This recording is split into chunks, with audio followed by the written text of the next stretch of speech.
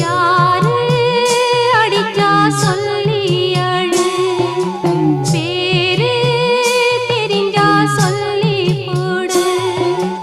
ஏறு கூட்டும் என்ற மாம ஏன்னு கேட்டா என்ன சொல்வே? யாரும் இங்கே அடிக்கவில்லை, பேரும் ஒன்னும் தெரியவில்லை. தானே இப்போ அழுகிறாண்டி தம்பி ஒருத்த வேணுமுன்னு.